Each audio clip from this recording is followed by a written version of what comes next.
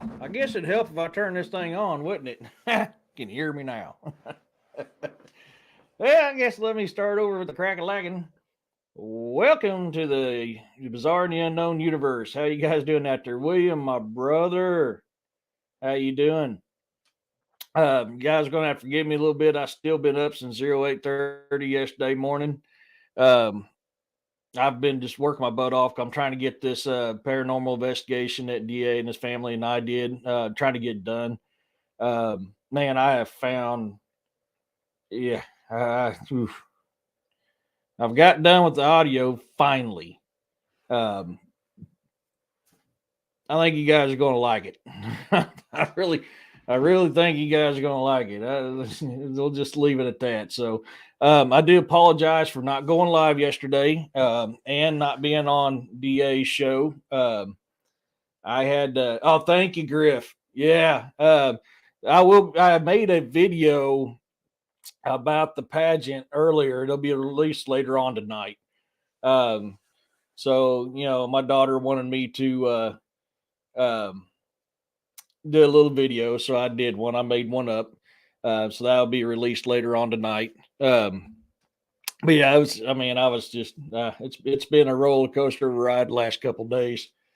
So a couple things to start out before we get into the meat and taters of this. I have been working on a bonfire deal to sell some stuff. So right now, I've currently got shirts, hats, and coffee mugs designed.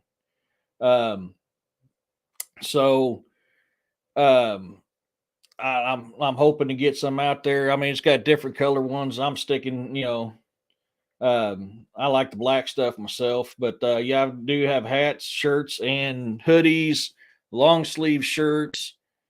I can't remember if I got sweatshirts or not.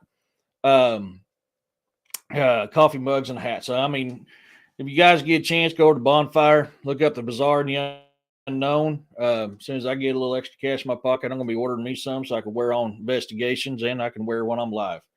Uh, I can't figure it out how to do that yet, Griff. I'm still struggling with that. I know on Bonfire, my chat or my deal is the Bizarre and the Unknown. I'm still every time I hit the copy link, it freaking doesn't get. I don't know. I'm working on that part. Roxanne, how you doing, sweetie? How you doing? Straw dog. Thank you for coming, buddy. That's good. I hope you enjoy what we got going on tonight. Um, so that's kind of the meat and potatoes. I am working on it. That is, oops, I hit the wrong one. That's all right. Um, but yeah, it's a work in progress. And for those of you who haven't yet done it, the documentary series Byways of Bigfoot that I'm a part of go released Friday. Go to YouTube channel with the Linda Eastburn right down there on the bottom, and go check out that documentary. I liked it myself. Um, oh, I'm doing good. I'm tired, but I'm still kicking, Roxanne. I'm just still kicking, man. I told you I could do her. I can get her done, done, done. Get her done, done, done. On the bonfire, the bizarre and the unknown, the same as my YouTube channel. I can put that back up here real quick. You should be able to find it under capital T cap for the capital B, lowercase a on the end, capital T and capital U. So as soon as I can get a chance to figure that out. I always thought I was too, Roxanne, but I have what's called restless brain syndrome. My brain don't shut down.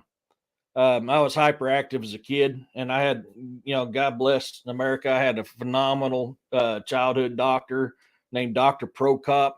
Because back when I was diagnosed with hyperactivity, they were starting to kick Ritalin out, and my doc told my mom, "Don't give that kid no meds. Learn how to adapt with him." Um, so I was blessed on that part. That's why I'm always fidgety. I don't like sitting still. I can't sit still to save my life. So that's just one of those deals. Um, I was right now going to, I've rescheduled DA Roberts. I will be going live with him next Saturday night, and we'll talk about the paranormal investigation we were on. Like I've discussed last week, me and him's got a documentary we're going to be working on called Moon Valley. I'm looking forward to that. Really looking forward to that. But I'm also, as long as something doesn't pop up, I will be doing a campfire chats with Eric and guests next Saturday. So it's planning on having that going on. Um, as always, if you guys have got encounters you want me to do a story about on my YouTube channel, email them to the cryptid and the mythological at gmail.com. If you want to be anonymous, I'll keep you anonymous. My rug's popping up under my feet and it's annoying me. There we go. And we'll get her done. I released a new short story the other day, and so it's out. It's called Footsteps, and just a little bit of a hint about it. Somebody gets snagged up. I ain't gonna say much more than that. I'll let you guys go in and listen to it. You gotta listen to my fluffy butt narrate it, but we got her done.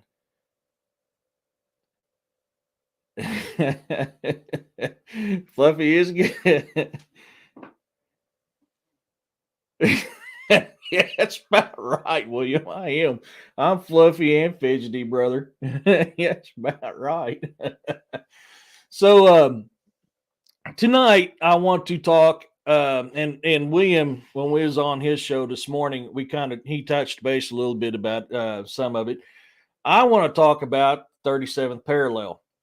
I don't know how much of you guys know about the 37th parallel, but it is pretty much known as the UFO highway. And there's a lot of strange paranormal stuff that goes on.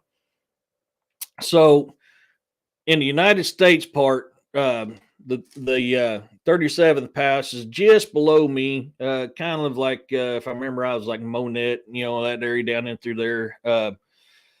And it goes all the way across. New Mexico. It goes to the Four Corners. I mean, it's an interesting deal. There's so much UFO, cryptid, and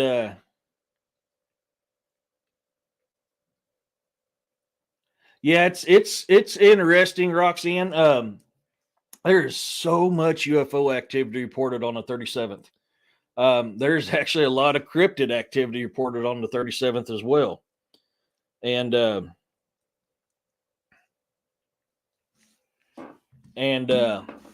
there's also, there's a lot of weird stuff. We'll get into that. Cattle mutilations. There is some weird stuff going on that 37th. This is another representation of the 37th. The main thing right down there in the center, all them circles indicate cattle mutilations, UFO sites, Bigfoot sites, just bizarre stuff all together.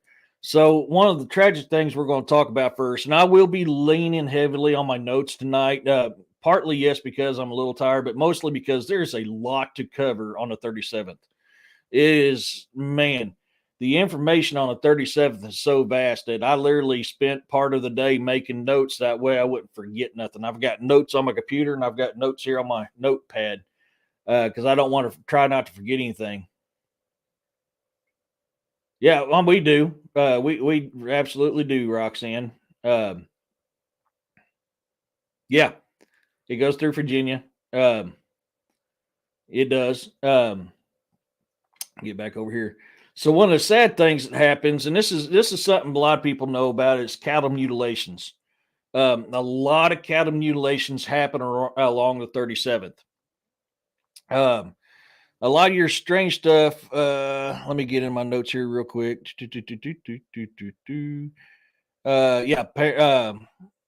Unexplained phenomena, including UFO sightings, encounters with unknown creatures, animals, mutilations, mysterious disappearances, magnetic anomalies, and strange lights. That is just some. And most of the 37th goes along Native American land. A lot of Native American land goes along 37th. So, we're touching bases here on the cattle mutilation side, and I am missing. There they are. Okay. I was missing some video or some pictures here. So you're going to run into a lot of stuff like this here when you're coming up these cattle mutilations. You're going to find vital organs missing. There's several ports, and I'll get into some more of that here in a little bit on actually cows being used as incubators, basically like a four-legged womb, and it's not just humans, it's alien type stuff too. Yes, we have. I don't remember a lot about that, William, but we've had them here too. But I've heard it along there as well in Florida. So yeah, yeah, and thing too, like the most common one I know of recently, I can't chalk that up to UFO. And that was back in the 90s along W Highway, which coincides with Niagara River. Back then, we chalked it up to cougars. We got in a huge ass argument with Missouri Conservation because Missouri Conservation said there's no cougars in the area. It was a pack of bull mastiffs, and we're like, you're full of crap. We've got video of cougars here. We see cougars. We've been stalked by cougars. We know what cougars are, and besides, bull mastiffs ain't going to be running a pack and killing animals. And I always chalked it up to because they're the most common things that happened to them was their throat was ripped out and their bellies were ripped open. So I always took it as always cougar until later on in my life when I learned about Dogman. So now I wonder if what happened back then wasn't Dogman related because Dogman is reported along the Niagara River just as much as Bigfoot is. Here's another side of a cattle mutilation. You can see where the eyes are gone, ears are gone. Another common deal when it comes to cattle mutilations is they talk about how the body doesn't decay and the blood doesn't clot. And a lot of investigators who's came up on these cattle mutilations to check out what's going on has actually gotten radiation sickness. They've gotten sick from checking out these cattle mutilations. So, I mean, that's something you really have to think about when it comes to this. And the 37th is also reported with MUFON. MUFON, you can see down here where they got even the dots of UFO stuff along the 37th there. If you remember from the previous picture, I can actually go back and forth on that, kind of make it easier. You can see right here, lower part of Missouri and all that. And then check out the MUFON side right there, and you can see even on theirs, they've got the 37th is marked down as a good spot for UFOs. There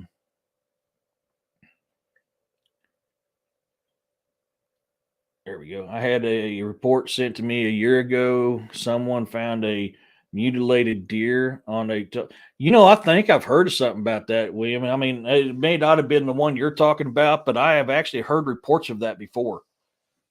So I mean, I think what was it, 5 years ago? They even found a freaking cow up on one, if I remember. I can't remember where at, but I think they even found a freaking cow up on one at one time too. And they're like, how did a cow get way up there? How does a freaking pickup truck get on top of a telephone pole? I mean, unless it's a tornado, which I can't remember if that place was a tornado in a tornado alley or not. There ain't no way no daggone pickup's going to get up there, let alone a cow or a deer. So, I mean, yeah, it makes you wonder. And that's the thing too, with a lot of this, a lot of the reports of people seeing UFOs picking up cattle with a large light and taking them up into the aircraft. What's to say they didn't accidentally put them down in the wrong spot and bam, they land on a telephone pole. I mean, I'm sure that's possible. I can't say for sure that's what happened, but definitely possible. Let me change my banner up here real quick. So let's get into some note sides of this. We'll hit some more photos up here in a little bit. The 37th parallel north is roughly the northern limit of the visibility of Canopus, the second brightest star of the night sky, along with the 37th parallel south.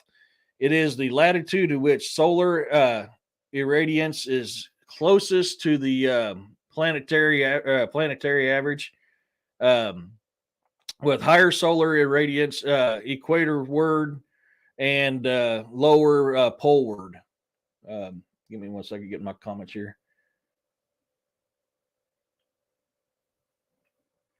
I think I've seen that too, Roxanne. I think I have seen that. I can't remember. That's been a few years ago. That sounds familiar, though. I could be wrong. I could be thinking about something else too. I mean, my memory is not the greatest in the world anymore. That's why I got to rely on notes. um, Encircling the globe and straddling an area around the 37-degree north latitude is a band known as the paranormal research, or known to paranormal researchers as the 37th parallel.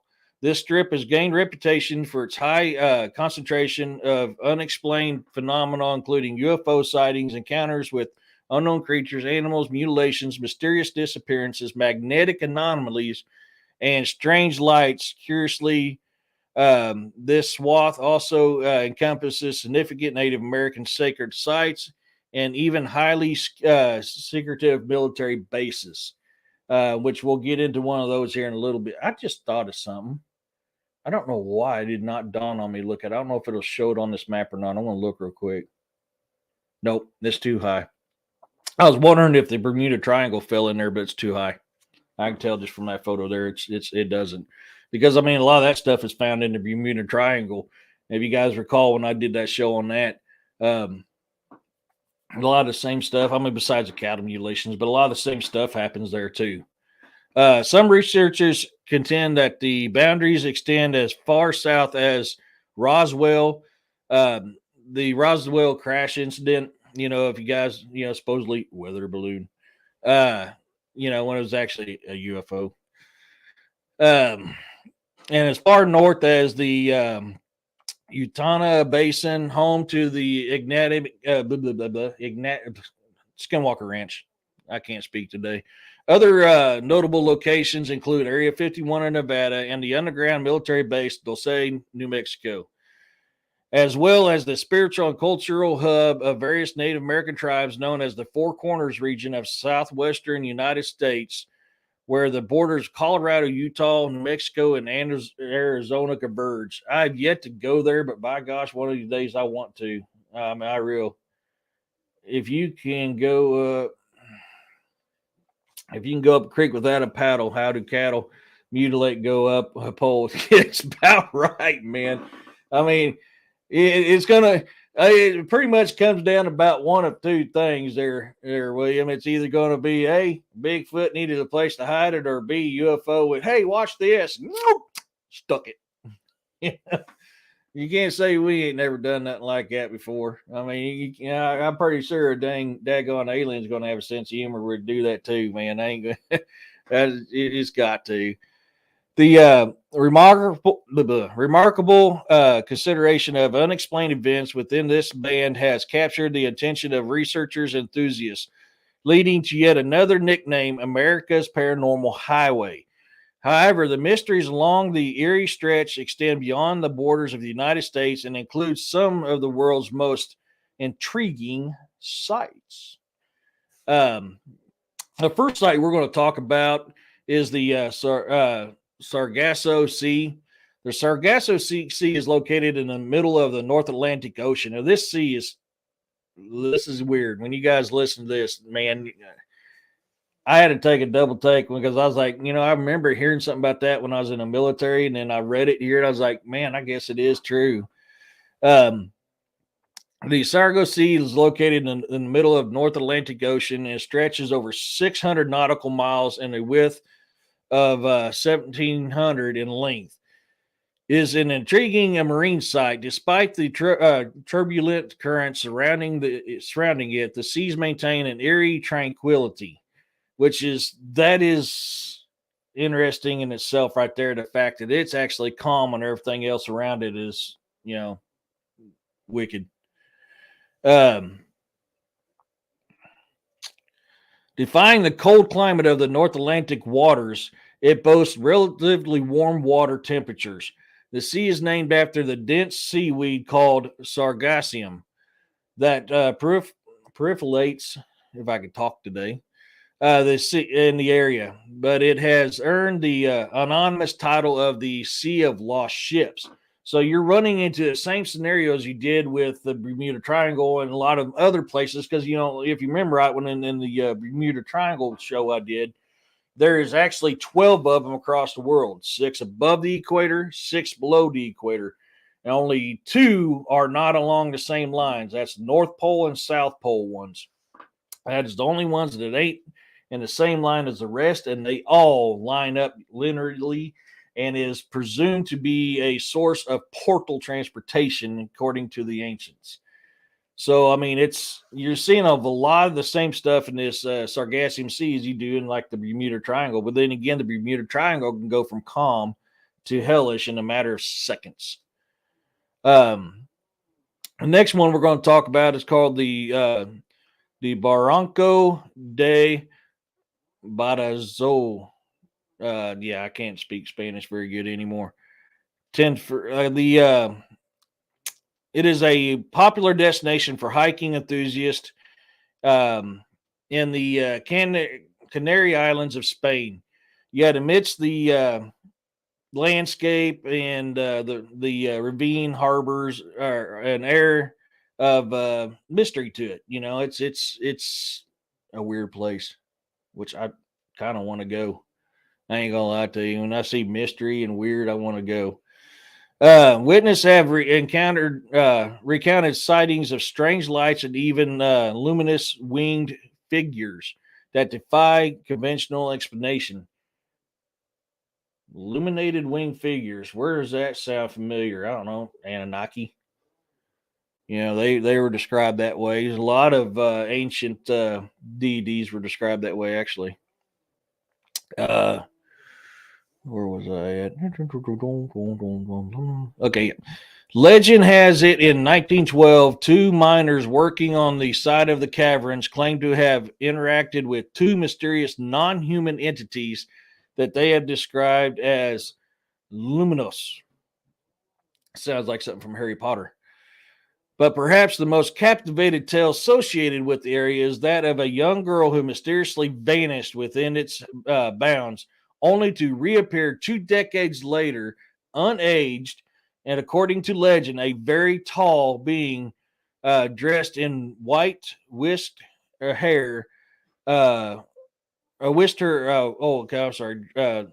A tall being dressed in white whisked her away to an underground world, access through a cave. They engaged the conversation for what seemed to be a moment before she was encountered escorted out of the before she was escorted out to return home. She was unscathed but missing 20 years of time. This extraordinary tale has fueled speculation among locals that the Badajoz ravine serves as a gateway to a parallel dimension. So, I mean,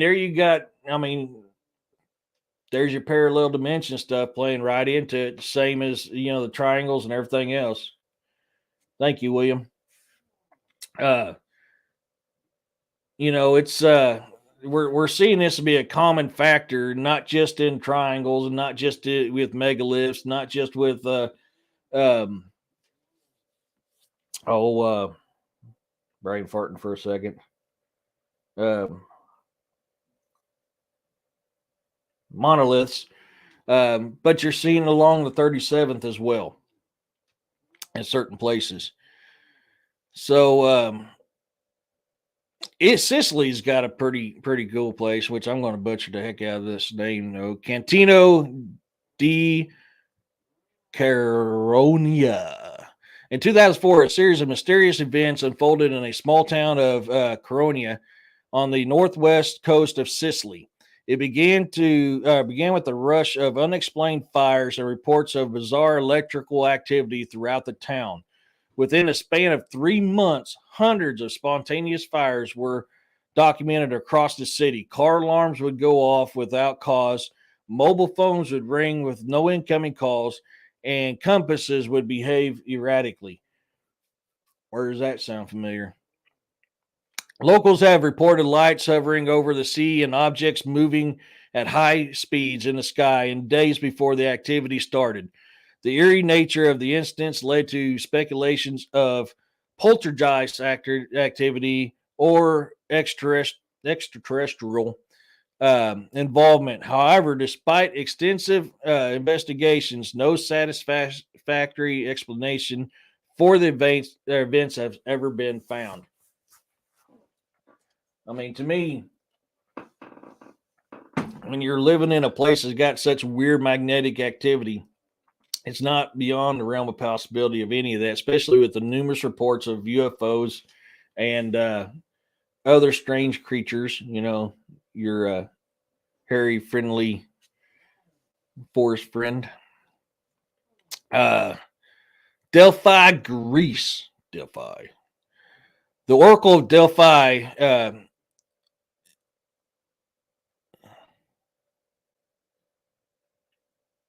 Telphi. I think that's how you say the name. The Oracle. Oh, no, man. I looked it wrong.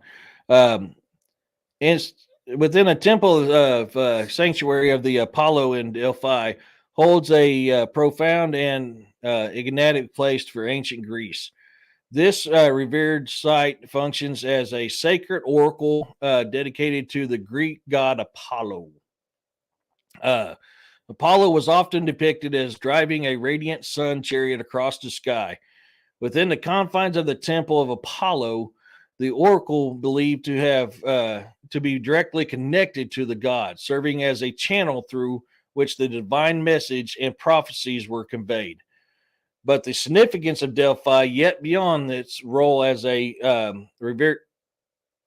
Was I smoking crack, or I just see something go across my screen out of the corner of my eye?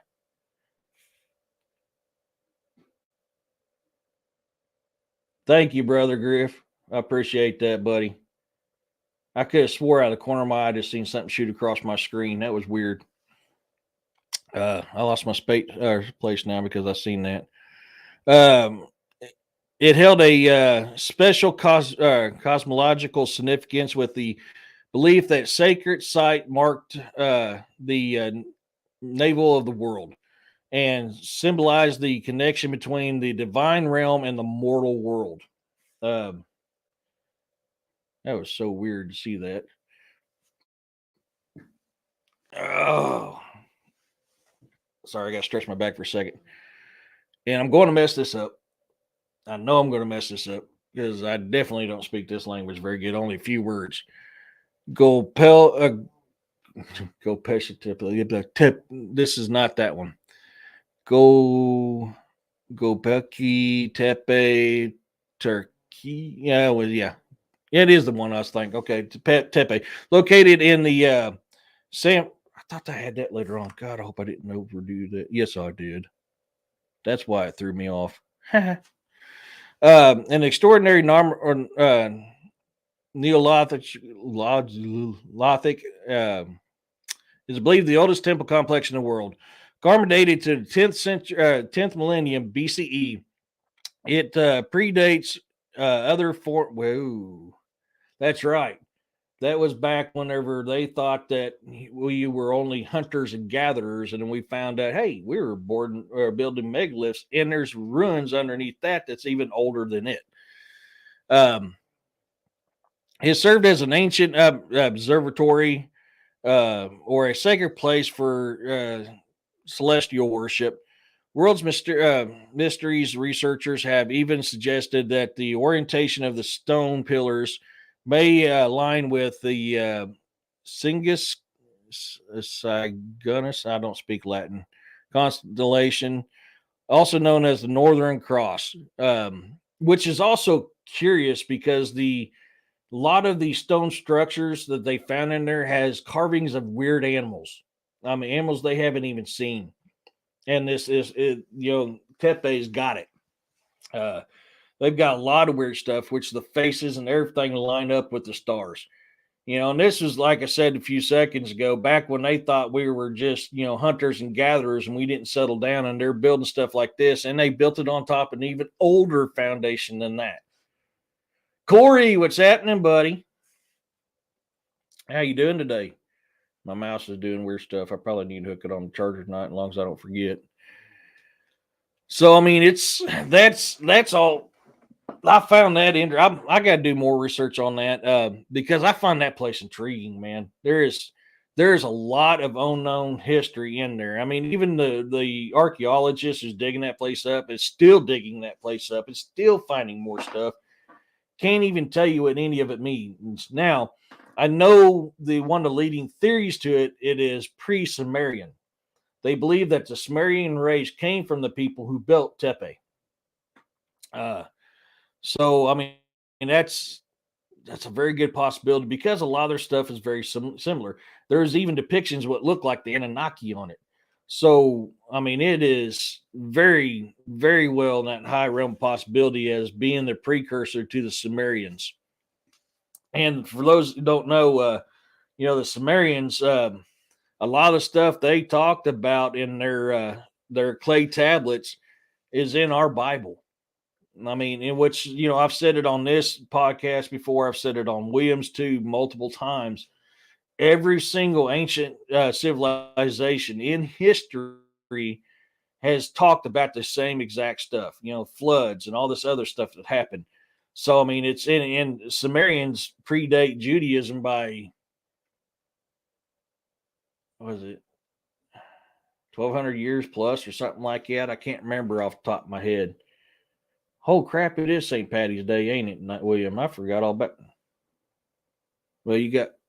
Yep. No, never mind. I got green socks on. I'm good. I got green. Had to think there for a second.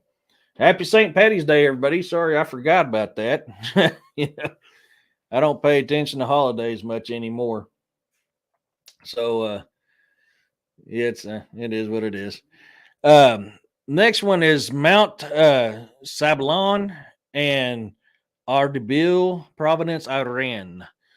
Mount Sablon holds a significant place in ancient monoliths. Well, I wonder why, buddy. I wonder why. Region of the Zort. You're wearing red. I got red, gray, black, and green. I'm like a rotten Christmas tree or something right now. I'm on my fat guy comfy pants is what I am. I've been not sitting in this computer for 30 some odd hours. Okay, I'm trying to get stuff done. So I was like, man, I cannot wear jeans that long. I'd be comfortable sitting in this chair. Told the ladies at church today, I'm a Scott Irish Marine with a touch of German. Tried to pinch me. I'm just a Marine. Try to pinch me. I bite. I'm a screamer. Oh man. Zoroaster, the prophet who founded the teachings, is said to have the supreme deity Ahura Mazda, often depicted with winged crafts. Interesting. I wonder how many times that's been mentioned in ancient history. Even here in America, I mean, Native Americans, a lot of them even have, cave paintings of that stuff. It's throughout history, but yet they don't want to tell you about it. I remember I used to get in trouble when I questioned that when I was in school. Atop this mountain, the site is also linked to mysterious beings known as Dava. Feeling greener. I think it counts, brother. It counts. Don't worry. I got you covered for both of us. The shape-shifting entities are believed to be connected to evil or often associated with phenomenon or demonic possessions. Where does that sound familiar? In the providence of oh man, you remember when we was talking about similarities this morning, William, with the Jinn, the Wendigo, and the Walkers. I mean, you're getting kind of a similar thing here. It's kind of like what I was talking about this morning. You see a similarity of these things across the world. And when we were talking about jinn and it's only in Arabic lands, jinn have been known to be in during World War II in no man's land, eating upon the bodies. So I mean, you're getting another incident right here in Iran where it's talking about this very same similar deal here. Um, the Arbabil cat. I missed that. Also known as the Cannibal Castle, according to local legends, supernatural beings reside within the castle walls, preying upon unsuspecting victims. According to the stories, visitors have vanished without a trace, never to be seen or heard from again, giving rise to the theory that the site is in the location of interdimensional portal. Um, so, I mean, there you go with that portal again. There has to, William. I mean, they really does, because you got to think. It was like it's like I said this morning. The jinns predate humans. So does a lot of other things in history. I mean, our elder big brothers predate humans. Um, Dogman predates humans. Lizard Man predates humans. There's so many things out there that predate humans that, the one theory that we came from one planet and overtook this one could be a possibility because, I mean, these things predate us. Do you know what's happening, buddy? How you doing? Yeah, you're right, Griff. It is. It's all connected one way or somehow. It really is. Um, because when they're talking about this stuff in ancient history, folks, I mean, it's like I've said several times before. Behind every myth and behind every folklore, there is a kernel of truth to it. So, I mean, obviously, these guys were seeing something like this happen, and otherwise, they wouldn't be writing it down. And the legend still lives to this day. I mean, we got to think about that. When we start opening up our eyes and using our own brains, you start seeing things more clearly. Now, do we know exactly what's going on a lot of this stuff? No. Everything we have is a theory. This stuff is ancient writings, So I mean, it's not really theory. They wrote about what they saw. And actually wrote that one down, copied that one down twice. And that's the funny thing about that there, Straw Dog. There is a lot of evidence, not only with the megaliths, but even Easter Island. So, I've done shows about giants. Um, Giants predate humans. There's many different kinds of, not just the Nephilim. Your Bigfoot, Sasquatch, whatever you want to call him, he's a type of giant. You got the red-haired giants that the Paiutes used to fight, that ate the tribes, and they got mad, trapped them in a cave, and burnt them alive. And they found that cave with charred remains and charred walls. You're absolutely right. In fact, I got something to show you on that. And this is something my good friend Jesus Payon Jr. sent to me, and I love this. I can't wait for him to come back on the show. I know he had some stuff going on. I messaged him the other day. He's like, man, take your time, but whenever you're ready, let me know. I'll have you back on a heartbeat. That man is a fountain of information. He has got so much stuff.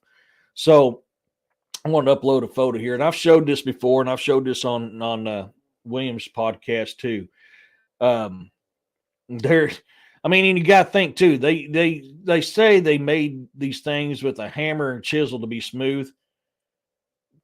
Common sense, logic will tell you can't get things that smooth with a hammer and chisel. I mean, they have recently found machinery type stuff with crystal. Yeah, he's awesome. He really is awesome, Corey. Jesus is, man, that guy he is so freaking cool. It was such a blessing to have him on my show that one time. And the stuff that he shared was just out of this world with the zombies and the demons and that other stuff and the giants, man. He is just, the man, I can't wait to be able to go.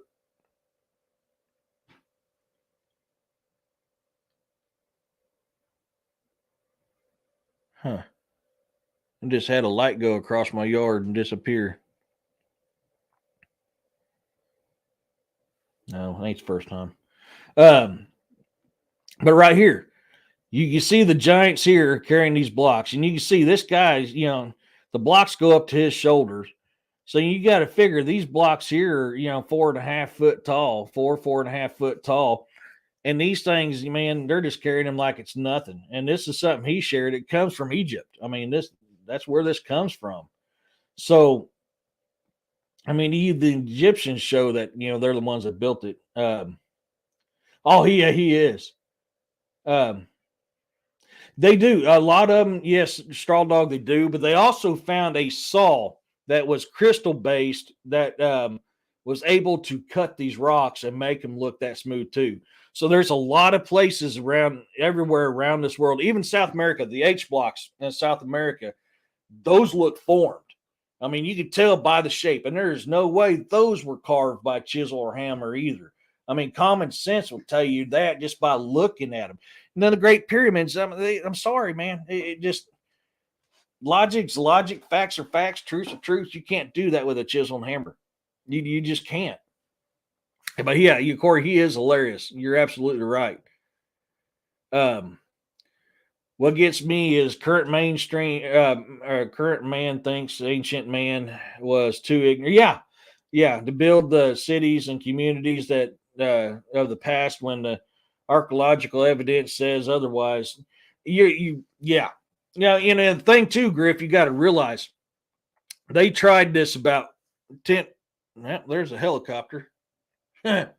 About 10, 12 years ago, they tried to build a miniature version of the pyramids with modern equipment, and their heaviest of the modern equipment couldn't even lift the block. That's something you got to think about. And they couldn't even get finished. And here these guys were doing this, and it's like, yeah, boom, popped up, and we're done.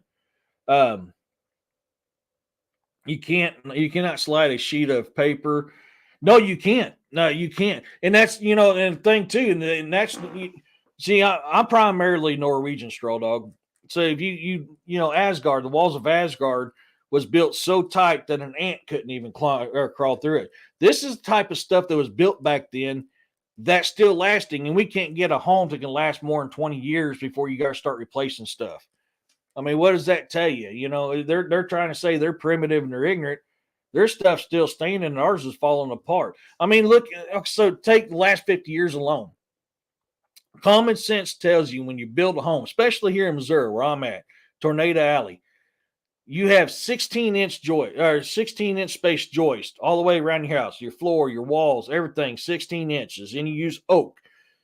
That 16-inch spacings in between them gives you enough structural support that it can withstand tornadoes. And the largest earthquake in the United States was out of Missouri here. It ran the Mississippi backwards for 3 days and rang the bells in Maine. So I mean, you got to build structures to withstand that stuff. And and they could do it back then. Nowadays they're using 21-inch spacings in between each one and using pine and wondering why your dang house is falling apart. Where you're using pine and you got 21-inch spacing, you have no support. What about the possibility that those stones aren't rocks at the time they were cut and put into place? I mean, yeah, Corey, that's also a very good possibility. They were saying that they were ignorant and didn't have the means of technology, but yet they had running water. The pyramids have been proven to be an electrical source. They're a freaking battery. And they had machines that ran that stuff. They had running water. They had toilet systems. They had modern technology, yet they were supposed to be stupid. I questioned that when I was a kid. Of course, that's why I was never good in school. For one, I can't read from book. I can't learn from book to save my life. I could try something. I could pick up certain things. With my dyslexia, if it don't interest me, it goes in one eyelid and out the other. Man, it don't stick. Unless it catches my interest, then it'll stick. So I mean, that was a problem I had in school, and to me, history and everything else just didn't seem right. And it just didn't seem right. And the older I got, the more research I'd done, the more I realized it looks like I was right, man. It don't match up. It really don't. I mean, look at that. Where's that place? I think it's man. Roger talks about it with mud fossils. I can't remember that deal, but you can tell it was a machine. It was tracks for machine wheels that goes up this thing, so they can harvest or launch or whatever it was for. How does ancient people know about machinery where they build stuff like that? How do you? I mean, when you take Inky before Inky became evil, he traveled the world and was teaching humans how to build. That's why you have pyramids all over the world, and the pyramids are very similar all over the world. The world's largest pyramids that make the pyramids of Giza look like a pimple on the butt cheek is in Antarctica. There's temples here in the United States. There's temples here, or pyramids. I mean, in the United States, there's pyramids here in Missouri. You know, no, we're not, Corey. We like to say we are. Well, hell no, we're not. That was funny. I was talking about that this morning, Juno. I had that deal a couple months ago that was stalking me, and I haven't seen no wildlife. I haven't seen my guest or nothing. Speaking of which, real quick plug. I will, now that the documentary that I'm in has been released. Yep, pyramids in Wisconsin. You're absolutely right, Straw Gas or Straw Dog. Sorry. Um, I will be doing a show in a couple weeks on another show about Bigfoot, and I'll be sharing all my, and I've got loads of pictures of stuff dealing with Bigfoot on my property. I mean, just loads of stuff. I shared a couple of them this morning on the Williams channel because we got on the subject of Bigfoot a little bit. But I want to wait to give time for everybody to get on Linda Eastburn's site and look up byways of Bigfoot. Even though I can contractually do it now, out of respect for her and respect for the show, I want to give it time before I do it. But that being said, I'm starting to see wildlife on my game cams finally. Probably 5 days ago, I started getting hits on my game cam deer again, and I'm finally starting to see deer all over where I have not seen them the last couple of months. Squirrels, I haven't seen nothing. I haven't got nothing physically or captured on game cam. I have not seen hide nor hair of anything. I watched some of that documentary. Have to finish it later. It looks good. Thank you, man. Yeah, it was. I watched it Friday. I took a break from going through all the evidence I captured from last Friday's paranormal investigation because I was like, man, it's out. I'm in it. I got to see it. Yeah. Oh yeah. There's yeah. You're absolutely right. We was talking about Tepe. I was talking about Tepe earlier. For those of you guys don't know what that looks like, that's this bad boy right here. I mean, look at all the stuff. Oh, I need to drop your deal down so you can see it better. Give me one momento. I mean, you see all the pillars and stuff we were talking about, and all these pillars have carvings of strange animals on them. They really do. And this thing is vast. And they've recently found out that it's built on top of an older foundation that was there before that. We were talking about, we'll be talking about Dulce, New Mexico here in a little bit, and what was underground there, and that's a possibility. I mean, look at native lore alone. Native lore alone tells you about how you got ant people, you got praying mantis people, you got lizard people, you got all these other kinds of entities that live underground. I wish she'd let that dog in so he quit barking. That's throughout ancient history, not just Native American. Yeah. Yep, that one right there, William. I keep messing up the first name too. That's why I keep saying Tempe, because I can pronounce Tempe pretty good. But this is not uncommon stuff. I mean, look at how many ancient structures we're finding underwater all the time. There's not just the lost city of Atlantis, but there's a lost city in India too that's been underwater. There are so many civilizations that's wound up underwater. That every time you turn around, it's like, I found the lost city of Atlantis. Man, you just found another city that's underwater. The water has risen in them times. Not only that, you have earthquakes, which causing them to fall off in there. There's a lot of things that play into that factor. Now, of course, to the ancient beliefs, the gods got mad with them, struck them down, and sunk them. Could Atlantis, reason why we can't find Atlantis, could it be an alien city that's underwater? Very well possible. Could be. I mean, there's a lot of evidence pointing towards that. I can't say it is. I can't say it isn't. I wasn't ever there when it went under.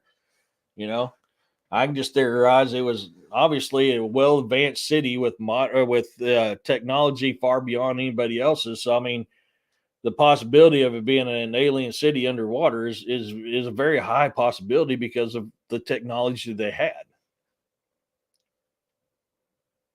So yeah, I can't dispute that at all. And I didn't realize I copied this one down twice too, so I'm gonna skip over that one. So we're gonna get back to Dulce, New Mexico. Dulce subterranean base is an even is a 7-story compound beneath Dulce, New Mexico. That houses human animal hybrids, human alien hybrids, and extremely advanced technologies. Snyder said it was the site of the alien wars. It has been called the Roswell of northern New Mexico for it's been called the Roswell of northern New Mexico for nothing. The first claims of the base's existence, according to some our house staff or How Stuff Works, dated all the way back to 1930s. And I didn't even realize it went back that long. I knew a little bit about Dulce, but I didn't realize it went back to the 30s. I was thinking 50s in my head for some reason. And that's probably because of Roswell, honestly. I can get that back up or now I'm done with the pictures. But the rumors of aliens intervention in the area began to gain traction in the 70s. When a former New Mexico State police trooper named Gabe Valdez documented unexplained cattle mutilations in the area, according to Santa Fe, New Mexico newspaper. In the radio interview, Valdez said, "The evidence that was left there, predators don't leave gas masks, glow sticks, radar radar gaffs. They don't leave that stuff." So it shows you right there. It wasn't coyotes. It wasn't wolves. It wasn't Bigfoot. It's obviously something far advanced. Valdez hold on. I got to text her to get that dog in so he quit barking and interrupting the show because I know he's going to bark louder and it's going to end up, you'll end up hearing it on here.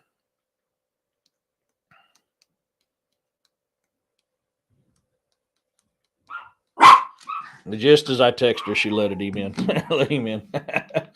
Some old timer, let me pop it up here so other people see it, some old timers seen the Mesa, Archuleta Mesa open up. Oh, I've heard about that, and it's not just that Mesa alone. If memory serves me correctly, there's other mesas around Utah, New Mexico, and Arizona do that as well. If memory serves me correctly, I could be wrong, but I'm wanting to say a lot of the places around that area has a very similar story that they open up. In fact, too, was it just did one? That show with Josh Gates has them two people go out. Expedition X. I love Josh Gates and I love that show. They went out there to document one of them that was seen by a famous singer, if I remember right, who was talking about seeing it doing that. So yeah. So look at Blind Frog Ranch. That place there, they tried drilling into something. They hit something solid, chews up bits, and makes some dollar that my rough skin on the heels of my feet in a matter of seconds. It's strange what's in them places out there. Valdez made more claims in the interviews, including sightings of black silent sophisticated spacecraft and the discovery of a fetus inside of a dead cow, not a calf fetus. It looked like a monkey, and a frog. Valdez told the History Channel's UFO hunters it didn't have any bones in the head. It was all full of water. Valdez thought, what else? The cows were incubating alien babies. Sorry, I almost clicked the wrong one. I was trying to get to yours there, Straw Dog. I heard if you get too close, men in black show up. Yeah, that's a very common deal right there, buddy. There's so many reports of that happening. Just tons of that stuff happening. The mesa sits atop the alien base. Yeah. Okay, I know what you're talking about now. Yes. Okay, I know what you're talking about now. But I was thinking some of that happened in some of them other states too. I mean, I could be wrong. Yeah, I'd love to get you on here, Juno, and talk. You've got some knowledge on Dulce that I can't compare to what you got. Anytime you want to come on the show, I mean, I'll put you on right now if you want to, and you can talk about it. You've got information on Dulce that I can't even fathom. I mean, that's your neck of the woods, buddy. I would put you on my show in a heartbeat. You know, just like my brother William. Yeah, I'll put him on the show in a heartbeat anytime too. You know, and those of you who haven't checked my channel out, I actually have a story I did about Juno's guest, or Juno's visitors. The man's got some information, and that story you sent me, I forgot to email you back. That story you sent me I liked it. Tim Anderson, a former police officer in Dulce, claimed that to have seen a UFO in a town in the late 90s. It lit up the whole valley and just disappeared into the rocks. He told the Santa Fe New Mexico, I just rubbed my eyes. Did I really see that? Anderson also believes Bigfoot resides in the near town too. You know, which once again, right along 37th, Bigfoot, you know, and other stuff too. So I mean, it's very possible that he's seen that stuff. I can't tell him he didn't see. He saw what he saw. It ain't for me to tell him that's not what he saw.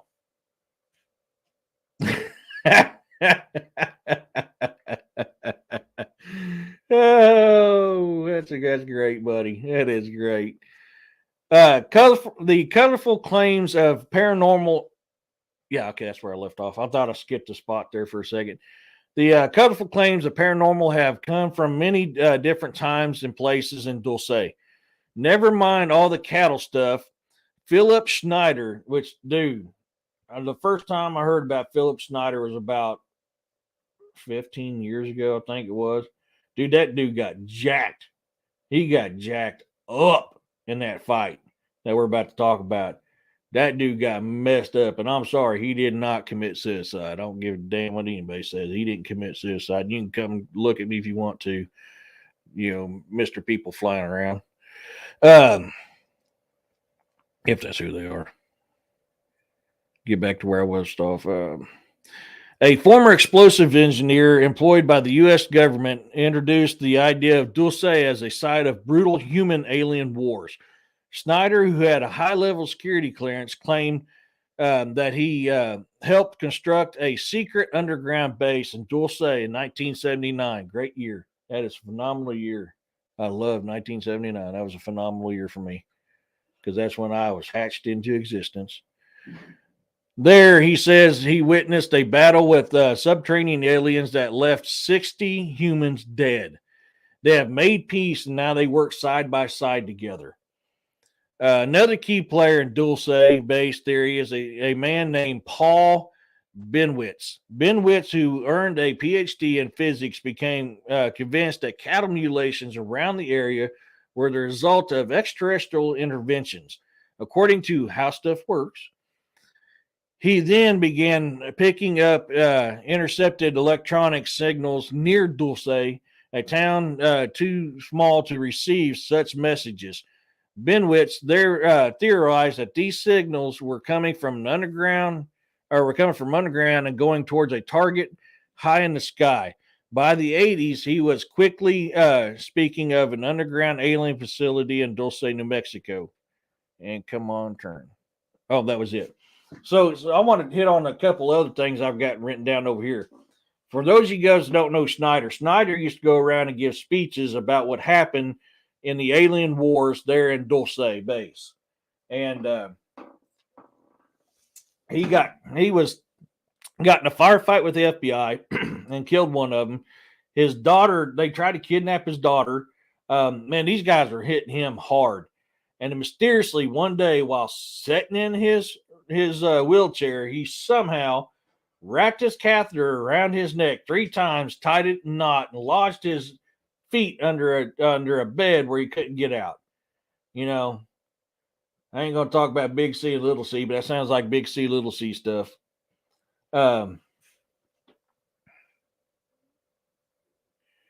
There's drawings in the Aztec and Mayan cultures with supposed aliens. There isn't a lot of them, Roxanne. It's not just them.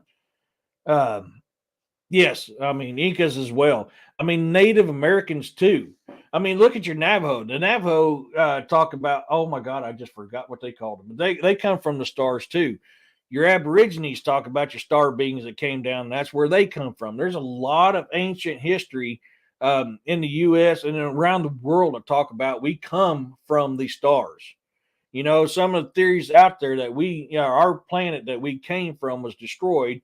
You know, your people like, you know, the big hairy feller behind me. Even though he's a Gugwe, him and his people and some of the other ones were the original Earthlings here, and we just came in and started taking over. I can't say that's what it is. I can't say what it ain't. It's a good theory. I can see where it kind of fits in because, you know, elder big brother, you know, and you got giants, you got all this other stuff. Ant people. Yeah, Juno, I was talking about that earlier. Yeah, ant people, praying mantis people, you know, reptilians, Dracos. I mean, you have, you know, I've done a show on reptilians once about your 3 different types of reptilians. You got your extraterrestrial, your planet-based ones from this planet. And I brain farted me on the term. And then you got your interdimensional ones. You know, you got 3 types of reptilian people out there. Juno, I had a buddy that retired Army Ranger who has since passed away back in '96. I took a shortcut through New Mexico at night, and when he woke up, oh, I remember you telling me about that, Corey. Yeah. Oh, yeah, I remember that. I remember you telling me that story, buddy. Yeah. You know, and that's not uncommon. Honestly, I mean, you get some of these old timers, like I live out in the boonies, y'all. I live out in the middle of freaking nowhere. And in case something happens, I know I'm not suicidal. I never have been. Well, I can't say never have been. I'm not that stupid. I'm not going to do it. So if something happens to me and I wind up with a catheter wrapped around my neck 3 times, tied in a little bow tie behind me, it wasn't me. If the shoestring gets me on a doorknob, wasn't me. You know, or anything else. I'm too stupid. I like myself too much to do something like that. You know, all joke aside, though, you know, I mean, you older, I'm like, okay, I got a spot. Now, as a crow flies, you'd be lucky if it's a mile from my house. As a crow flies, driving down the road's a little over 2 miles. Now, when I was younger, we had a guy used to come out and do some plowing for us because we didn't have a tractor, so he'd do some brush hauling and plowing for us. It's the only time I ever saw fear in his eyes. I mean, yeah, that's in, you know, he's not the only one, Corey. We've talked about that before. That stuff kind of happens to a lot of people. But this spot over here, so the guy who used to work was a professor at SMSU, and we called him Colonel Sanders because he looked like Colonel Sanders. Hell of a good guy. And I used to go to his house. Yeah, it's legal, so I can say that on here. I used to go to his house, drink electric lemonades, and smoke the lettuce, and have a good time. We'd just have fun, partying, watching Cheech and Chong, have a good time. And he got to look at the clock and goes, "Hey, it's almost midnight. You might want to get your butt home." I said, what do you mean, dude? It's summertime. I said, I ain't got no daggone curfew. He goes, no, you don't want to be at the end of this road at midnight. He goes, there's a lot of devil worshiping that's went on around here. I said, strange things happen to people at midnight if they're on this road. I thought it was just Doc pulling my legs. I'm like, whatever, Doc. Yeah, I don't want to get Epstein's, Yeah, that's not me. It wasn't me. That's no, nope, nope, nope, nope. But my 16-year-old butt's like, whatever, Doc's pulling my leg, So I go taking off, and I had a 79 Ford F100 Ranger, the 400 V8 big block. Now, I made farm truck cool before farm truck was cool. I used to race that truck all the time, and I smoked the crap out of people in that truck. I loved that truck. And so I get, and that truck never let me down except for one time when I raced an S10. I beat him, but I welded my heads together. It's the only time my truck ever let me down. So I'm like, yeah, whatever, Doc. Okay. So we get to party. I was like, all right, man, I'm getting tired. I'm heading home. He goes, you're not going to make it. I was like, oh, Doc, whatever, I figure it's just Doc pulling my leg. I get to the end of that road right there at H Highway, and sure as shit, everything in my truck died. Like nothing at all. The motor would not crank. I had no lights. I had nothing. And I kept hearing weird noises outside. Of course, back then, my AC was windows down, doing 70 plus mile an hour down the road. That was my AC. I didn't have AC back then. And so, man, I'm freaking out because it's summertime. It's hot as shit. I'm hearing all these weird chants and weird noises. I'm like, what the hell's going on? My truck won't start. I'm going, holy crap, Doc was right, Finally, after about 10 or 15 minutes, all of a sudden my lights and everything started working. I was able to fire my truck up, man. I was gone. You could see a yellow streak down my back as my butt was flying, and I probably left that streak behind me.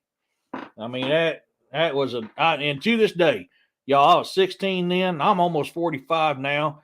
I still will not go on that road around midnight. I just won't do it. I had enough of it that one time. That one time was enough for me to go, nope, I am not doing that crap. It's when you mess with dark stuff out there, man, dark stuff comes back and lets you know. If you don't think dark stuff exists, mess with dark stuff and see what happens. Dark stuff will let you know dark is there. There's people in this chat can confirm that you don't mess with the dark stuff. It's and I ever since then, I mean, that next day when I ran into Doc, I was like, dude, yours right. He started laughing. He goes, yeah, boy, I tried to tell you. I miss old Doc. He was a hell of a good guy. Like my first Bigfoot experience I ever had. I've got a gnarly story very similar to your story. Dude, heck yeah, Corey. You want to talk about it now, or do you want to save it for Saturday? I've pretty much covered a lot of this 37th. I mean, there's still stuff we could cover, but I hit all the main points. Yeah. Yeah. See, listen to Brother William there. He knows I ain't pulling no wool over your eyes, man. Your skirt's staying down. I'm not pulling it over your eyes. All right, that sounds good, Corey. I look forward to it, buddy. I really do.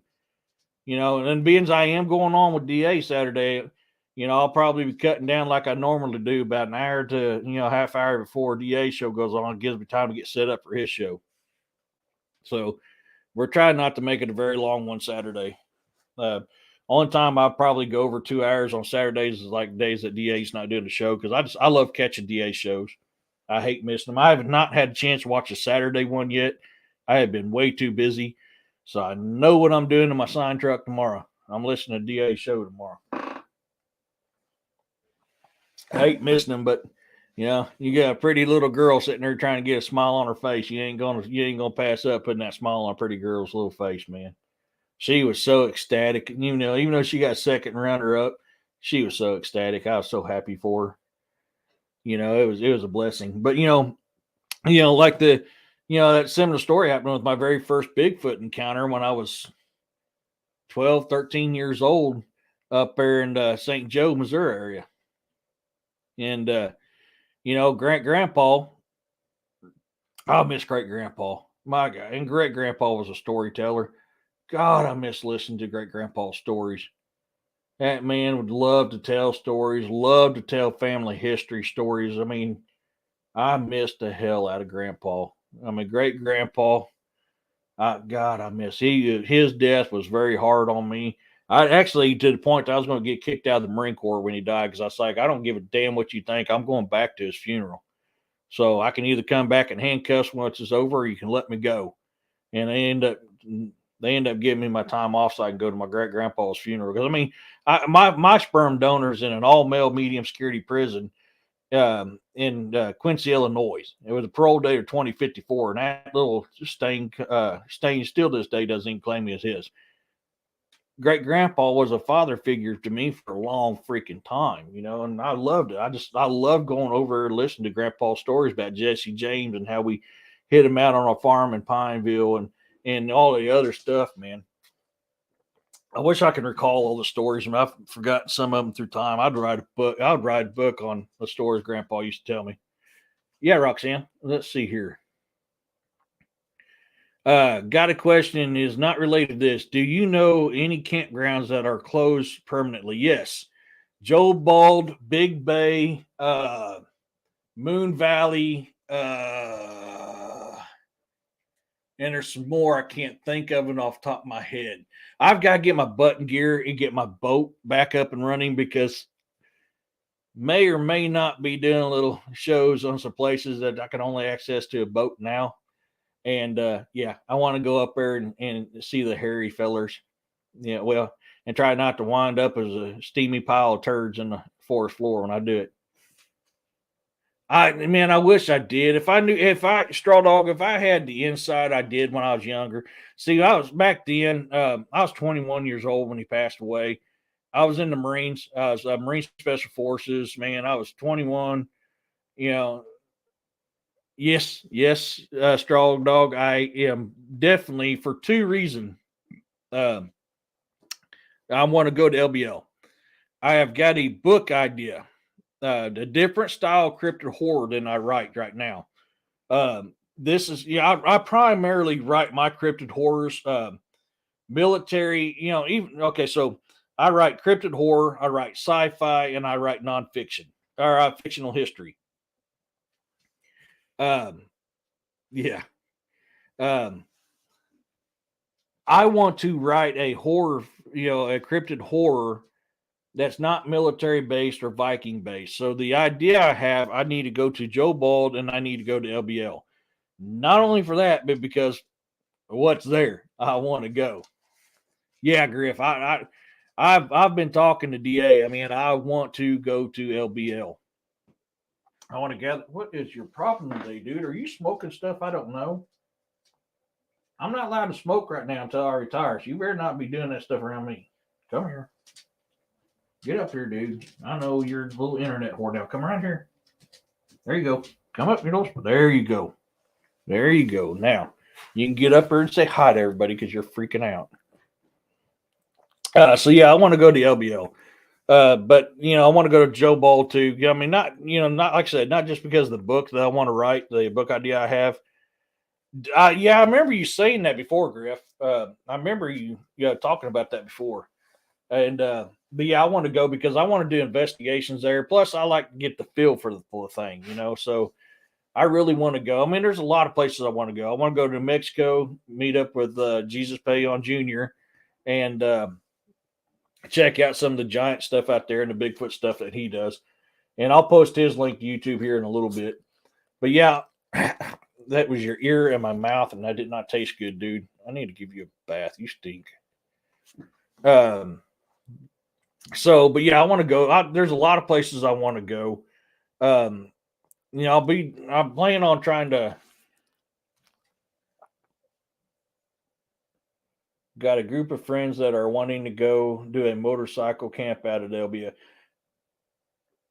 Dude, I've got some cojones, do the cojones swing low, do they swing to a fro? Can you time in a knot? Can you time in a bow? You're absolutely right. I can, and I've sat on them a couple times. I don't have big enough ones to do a camp out at LBL just because I know what's out there. Now, riding my motorcycle through LBL, I think it'd be fun. I mean, I'm going to be packing, definitely going to be packing, but yeah.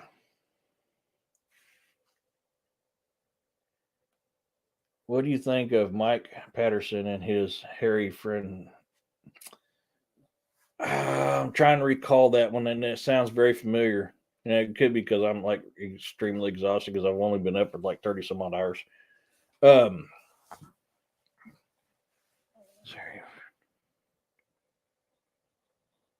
I'm trying to remember that one, Juno. Yeah, definitely.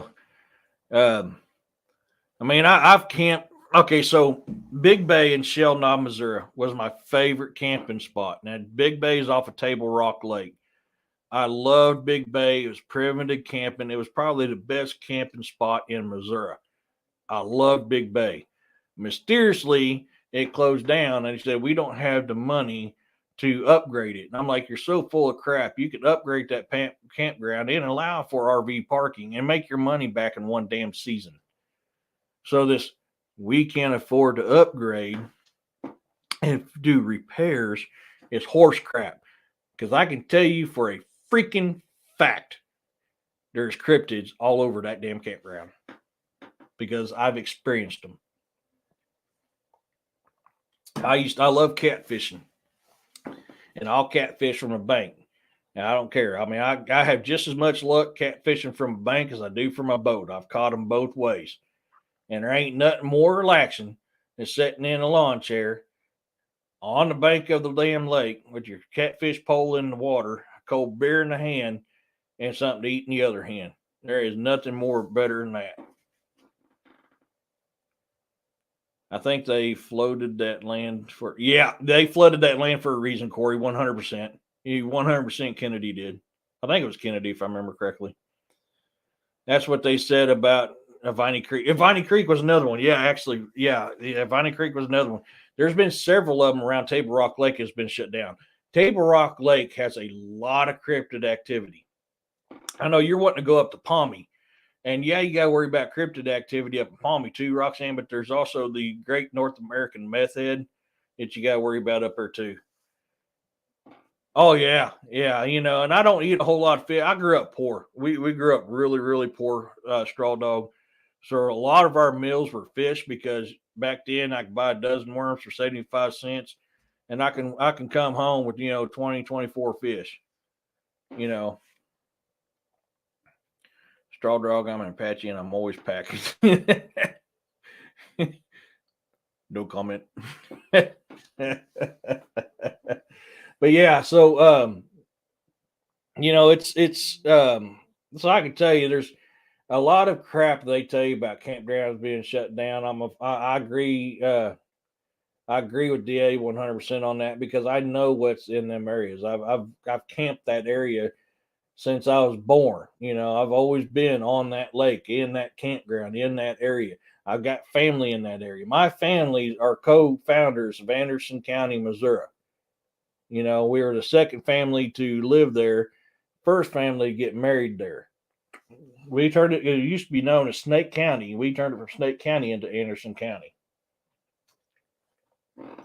So all that area down in that land, where my family, my family roamed. We used to hide Jesse James and James Gang down to Pineville all the time. The very first Jesse James movie ever made was made in Pineville, Missouri. And my family was in that movie. And we have a lot of strong ties to that area. And I can tell you now, there is a lot of cryptids in that area, both the canine style and the not so canine style. I mean, it's just they're there, you know. So, I mean, if you guys ever had a chance to watch that show Da did with Robbie and Noah on their trip down to Joe Bald, wow, just wow. I mean, I was even watching that thing going, man, I could tell there's something there. I could feel it from here or something there. I was like, you boys are being watched. That is it. I want to go. All I got's a 40 and a 7 mag and an AR, and my AR ain't going to be doing nothing. So I'll just have to pack my 7 and my 40, which out here, I know they always tell you don't go to the woods without a gun, which a lot of times I don't because I got more than just my guests to come here. I've got cougars, I've got bears, I've got two kinds of wolves, I've got coyotes, I've got bobcats, I've got crackheads that's even starting to come around. I've had to chase some crackheads off my property because they cut my freaking sassafras down that I've been trying to get built back up. Oh my, man, they'll be glad it ain't the days it was before I left for the military. Woo, the hogs would have been fed. Oh, that pissed me off. But yeah, so I mean, yeah, I'd love to go up there.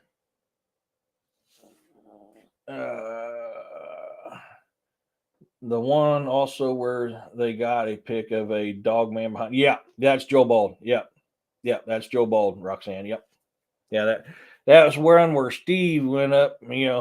I got my own story. What happened to Steve? See, Steve. Steve's a mighty guy. He's a pretty strong guy. And he knew old dog man was sitting there behind that tree. So Steve's like, I ain't scared of you. And he walked up there and peed on dog man's leg. That's what I've been telling people. I've experienced Bigfoot in Michigan, and my kids saw dog man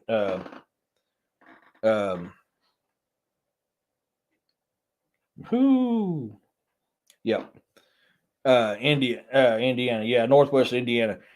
Dude, yeah. I can tell you now, military bases too. I've been around military bases around this world, and quite a few of them. I mean, in the United States alone, I've been stationed at Kaneohe Bay, Marine Corps Base, Kaneohe Bay, Hawaii. I went to boot camp at Pendleton and Ego. I've been to Fort Benning, Georgia, Fort Riley, Kansas, and Leavenworth, Kansas. And I can tell you, just in the United States alone, how much cryptid activity is around there.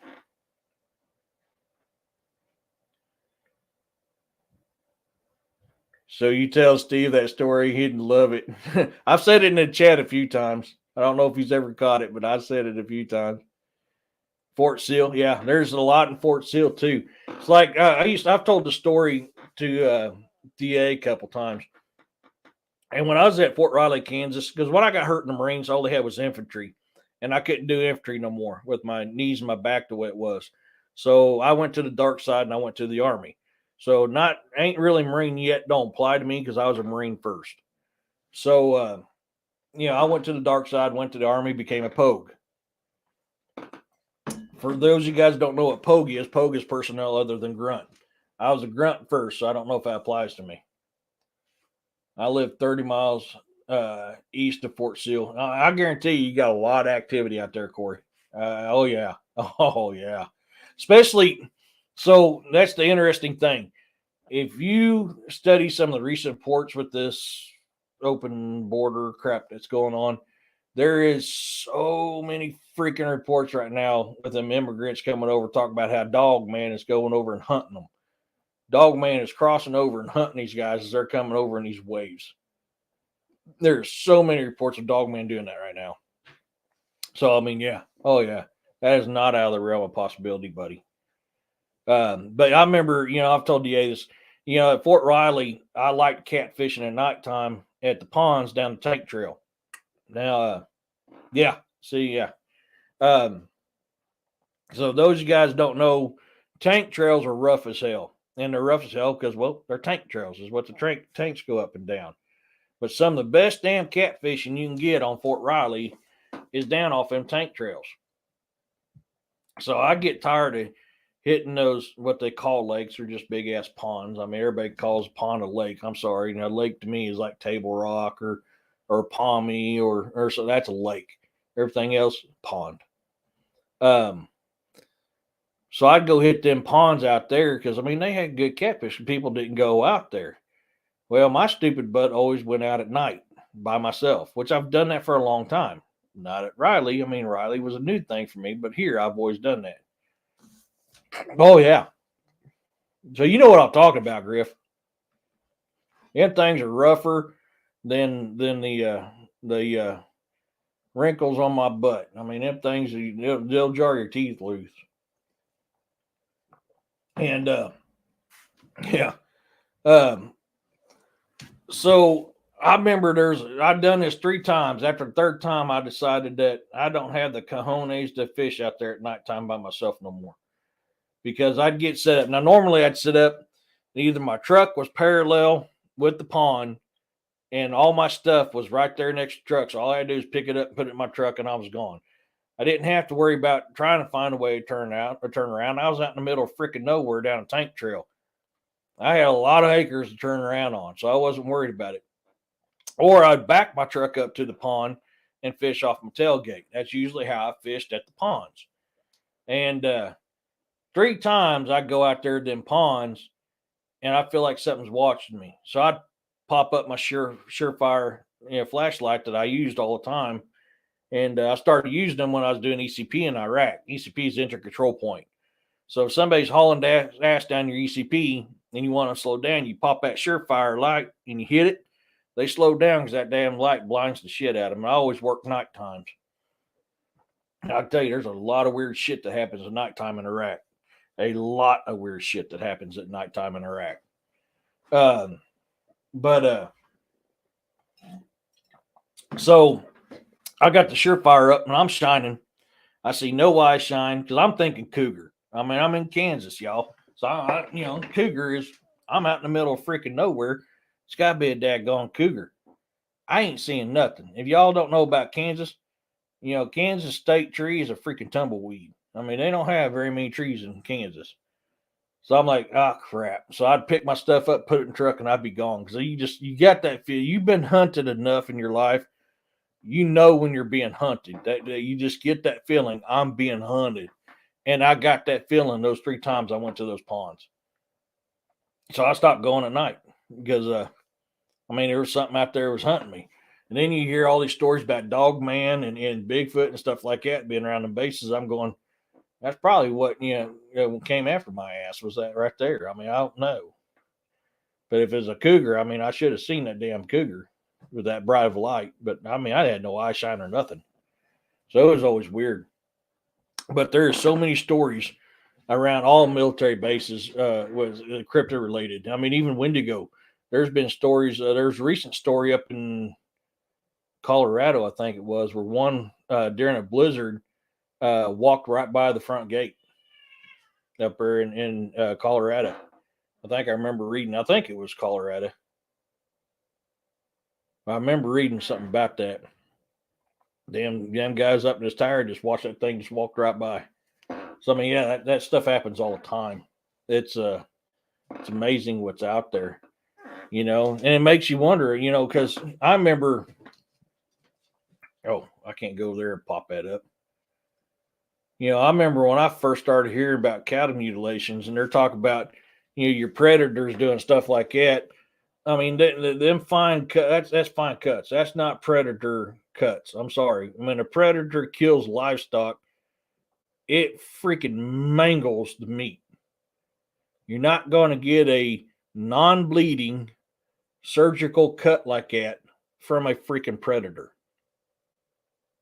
You're not going to be able to pull an eyeball out without significant blood loss and damaging a lot of tissue, unlike you see right there. It just ain't going to happen. If anybody knows anything about nature and about the animals we live with out in nature, when they make a kill, man, it ain't pretty. A kill site is bloody and is messy and is usually watched. Usually there's something pretty close to that kill because it doesn't want anything else to have it. So that's why I always laughed when they said when I was younger and I'd hear about these mutilations on the boob tube. They talk about, oh, it was a predator. I ain't no predator. I mean, anybody with common sense, like I said, knows anything about the woods will tell you that's not predator. That is not a crime scene of a kill spot. It just ain't. And the fact that every single one of these, there is absolutely zero blood on the ground. I mean, that guy looks like he got the life sucked right out of him. But every single one of these, A, the body ain't tore up. B, there ain't no blood. C, the wounds are too clean. No blood there. None whatsoever. I'm almost guessing that one there is probably used as an incubator, judging by the backside and what's happened to it and the fact of the belly. I'd almost say that one there was used as an incubator.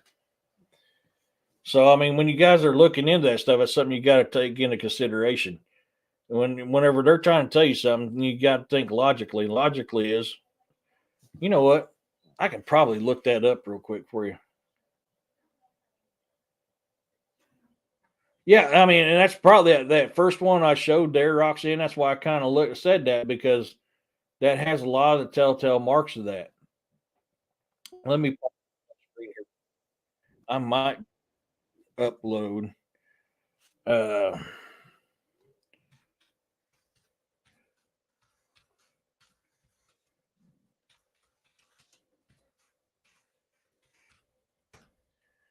might be able to pull up a picture of one. Let me get the images here. Let me find a good. Oh, that's a good movie, Predator. I need to get a Predator tattoo.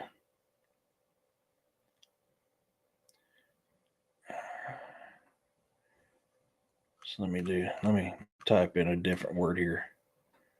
We'll do Grizz, because Grizz makes a messy site.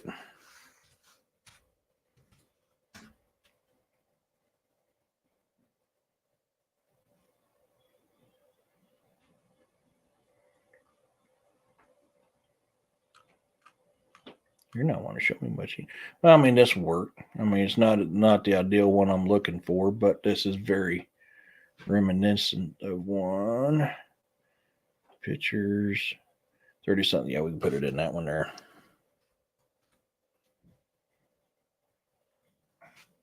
Give me a moment. Let me get this switched over.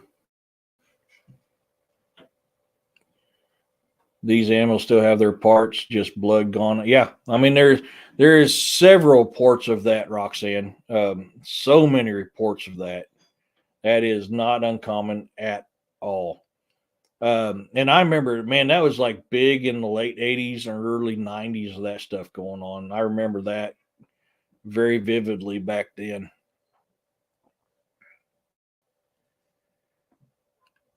Okay. Come on, baby. Work with me here, baby. There you go. There you go. Let me get it loaded up here.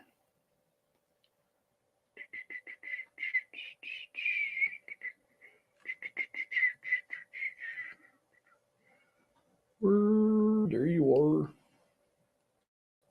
Yep. I'll get it loaded up here. Let's get back. I missed a comment from Straw Dog here. Yeah, thank you, Straw Dog, buddy. I appreciate that. All right. So this is a more of a cleaner one. Let me get your comment down real quick, bud, so you can see. Now you see all the fur, you see all the mess. That's a cleaner kill site. So you look at this and you're trying to tell me that a predator, that's like I said, a clean kill site. So you're telling me a predator does that? Where's that? Where's that mess at on that picture? Where's it at on that picture? Where's it at on that picture? You're not seeing. And that's what I mean by, you guys got to think and understand when they're telling you these cattle mutilations are going on. If it's predator, you're going to see stuff like that right there. But there's usually a whole lot of blood and bones in that area too, or feathers, depending on what it is they're killing. So so you got to keep that in mind. So when somebody tells you, oh, these cattle mutilations are fake, blah blah blah blah. But the thing too is, a lot of people don't realize your unnumbered and unmarked aircraft and military personnel, when you have a mutilation site like that, are thick as flies on a turd pile. You So when you get something like that, they're going to be all over that. I mean, they're going to be like on that like white on rice, man. They ain't going to get away from it. So you ain't gonna, you can't tell me that stuff is a predator deal, because there's no signs of it. So just, when you guys see that, just open your eyes and think about that. I don't know everybody's, I know, some where some of these people in here live. So, I mean, when I talk about this stuff, they got a general knowledge of what I'm talking about. I mean, look, hey, so take it even for me. When I harvest a deer, turkey, squirrel, rabbit, snake, coon, whatever it is I'm hunting, even my kill site is bloody and hairy. It's not like that, but it's bloody and hairy. Um, Shared also with my 3 boys and daughters. They said they would. Awesome. Thank you, Juno, brother. Doc said that they had some in Colorado a while back and not far from him. That's interesting. And that is all along that 37th parallel line too, Roxanne. Colorado's in there. Don't. I mean, you can see it right here. That's all around in that stuff there. So you're right in that neck of woods. It's not far from that at all. It's all in that whole grid area. So yeah, I can see that happening. I mean, I can see that being a very high possibility. So, it's like what William always says, and I always say, you got to question everything, and don't ever take what I say as for granted. Take it with a grain of salt. Do your own research. Come up with your own conclusion, your own theory. There's a lot of stuff in here that we talk about that I don't necessarily subscribe to, but it doesn't mean they're wrong and I'm right. It doesn't mean that I'm wrong and they're right. I mean, this is all a theory because we have no proof of it yet. Is there proof out there? I guarantee you there's proof out there. Will we ever see that proof? Probably not. I mean, with what I know from my military experience, there's a lot of proof out there. And they just will just, or us commoners, us peasants ain't gonna know about it. I mean, we're just not. I hate to say it. So you got, in order for us to know about it, we got to get our own boots on the ground. That's why I do this podcast for. That's like what William does his podcast. That's why DA does his. That's why Jesus does his. That's why Linda does hers. We do this stuff to help educate people because that's what we do. We're here to help people out. That's what I tell you on these shows, and go out and do your own research. Look up your own stuff, and come. We need to come together on this and not fight each other on that. That's one thing that aggravates me about this field is people want to fight each other. My way is the only way, but your theory is your theory. Your hypothesis is your hypothesis, just like mine are. For a long time, I subscribed to the fact that Bigfoot and us, the reason why we can mate. There's look how many stories Bigfoot taking women and breeding with them. The only way they can breed with them is if we were genetically similar. My theory for a long time, and I'm still kind of subscribed to that theory, is that we both came from Homo erectus. We went one way, they just kind of stayed down that branch. We just branched off into something else, and we are who we are now. Is it truth? No, it's not truth. It's not written in stone. It's a theory. It's a theory that makes a lot of sense. You can't get a dog or bang a cat and get a cat dog. They're not genetically matched. A horse can't get a cow pregnant. They're not genetically matched. So if Bigfoot can get a human pregnant or a human can get a Bigfoot pregnant, obviously we're a genetic match. We're that closely related. And that's why the Native Americans called them Big Brother or Elder Big Brother. In the stories of how they are, I mean, they're throughout history. The Vikings, my ancestors. Anybody knows anything about Vikings know how fierce and tough they were. They got their butts handed to them over here by the Skraelings. You listen to the stories of a Skraeling, it's a freaking Bigfoot. What else could whoop the crap out of a bunch of Vikings? Damn Bigfoot could, So it's all theory. But that's why I do this. That's why I do campfire chats. Straw Dog, if you don't know, Saturday nights at 5 o'clock, I do a show called Campfire Chat with Eric and guest. I can bring you onto the show and you can talk about your experiences, or if you want to talk about them in chat, we'll talk about them together. We'll come up with an idea.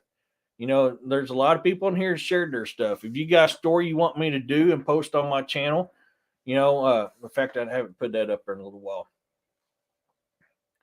You know, email me here and I'll narrate it and I'll get it set up where I can get it done and I'll do a show on it. And right now I've got 3 of them. One's Rachel's ghost encounter, Corey's encounters, and Juno's visitors.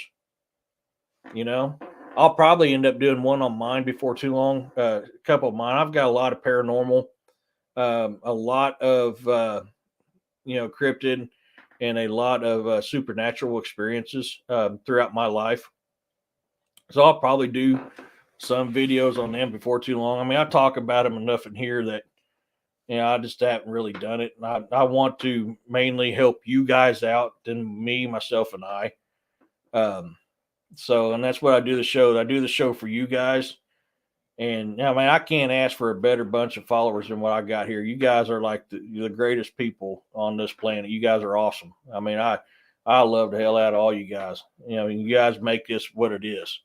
You listen to this old hillbilly talk about a bunch of stuff, and I mean, what more can a man ask for? That's awesome. You guys are the greatest people on this planet, as far as I'm concerned. I just love it. So I mean, that's why I do this stuff. You know, I've started, like I said, my author's YouTube channel, I can't go live on. So that's why I'm going to start converting everything over to this channel. So this will be both my cryptid and my author channel, just because I can't go live on it. So that's why I started posting my stories on here instead of my author's YouTube channels, because I can't go live. So it kind of sucks, but it is what it is. You know, it's life. So it makes it easy either ways, because I can maintain it easier with 1 than 2. You know, I have hard enough time maintaining 2 Facebook, author's Facebook. Oh, I have not put that up in a while either. And my regular Facebook. Actually forgot about that. You know, I've got my author's page. I post stuff on too, updates about my books. When I come up with book ideas, I'll post on there. If I'm trying to come up with a good cover, I'll come up with like 4 pictures I really like for a cover, and I'll post them on this Facebook here and let you guys vote on what you like. Give me 1 second, guys. Yeah, please. Get my boys. Here's my boys. Here's my homie. I know he's napping, but I gotta show everybody something real quick.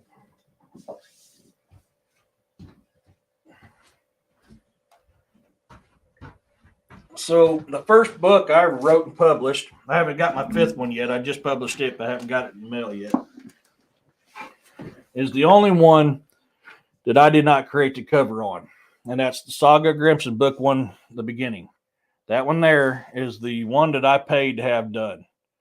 I like it, but also like when I can throw my own self into it.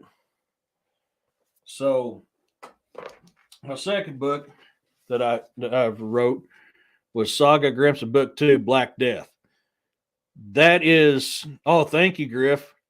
That is I created that image there. I created that cover. My sci-fi series, In Our Jar book 1, Emergence, I created that cover. So I like doing that. My historical fiction, the Mountain Man series I started, Dolph's Land Beyond, I created that cover. So I like doing that stuff. So what I'll do is I'll come up when I have a new book idea. I'll come up with about 4 ideas for a book cover, and I'll post them on that Facebook page. And I'll knock my stuff all out of whack, so it's probably echoing. If it is, guys, I apologize. I'll post it on there and let you guys pick, because usually I create enough good stuff that it's hard to pick. Like the book I'm working on right now. I mean, I'm working on 10 books right now. I've got 10 books that I'm working on, but I felt my heart kind of pulled to this one. That's why I went to it. Is it in this one? So I'll show you. So the book that just got released, I'll show you that one, which I've got to get a copy of that. Probably order one this payday. Here's one that I'm working on. And all these I created, and all these I've got my followers to give me their opinion. That is the book 4 of the Saga Grimsons. I'll put that one up there. And this is the stuff I like to do. I like to involve my readers when I'm doing one. That is one right there.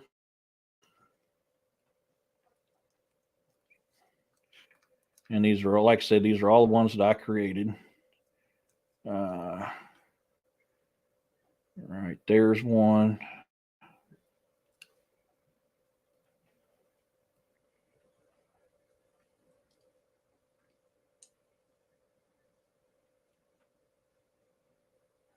Where did you go?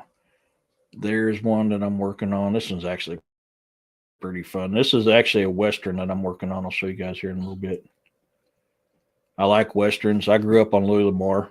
That's one that I'm not a good reader. With my dyslexia, I'm not a good reader at all. But I love Louis L'Amour. I really loved it. There is Saga Grimson book 3. Where's the one that I'm looking for? Do I not have it in this one? Ooh, I may not have it in that one. Should have been in that one. Let me pop this up here and look for it real quick. I'll be able to find it over here easier because this one ain't showing me pictures. Okay. Let's get down here. Dude, Corey, that thing you sent me, ain't that finger? Oh, I still get goosebumps when I look at that thing. Even the covers to the stories that I wrote and I put on my page is artwork that I created on the, I did. It was an AI system. Where the heck did that go? That is kind of bumming me out a little bit. Such good work. Where did you go? I'll show you something I did for Doc. Yeah.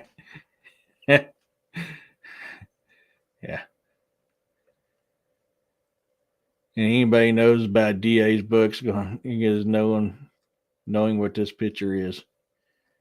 So I'll show you one I just did for just to give Doc a hard time a little.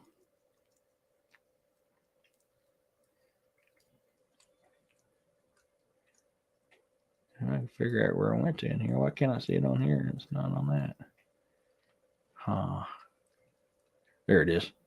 That one's Doc. But I'm still not finding the one that I really, really like and I want to show. And it's the book that I'm currently working on. The book I'm currently working on is called Two Brothers, War and Turmoil. And it's based off of Old Norse, back in the days of Danelaw in England. And so the main character is going on a raid with his father in England, and he does not know he's got a brother. And that's all I'm going to say on that book. But I cannot, for the life of me. Oh, I guarantee I probably know why. Yeah, that's why I couldn't find it. That's right, I didn't have it in that one. Okay, get over here. I'll get to your comment in just a second. There it is.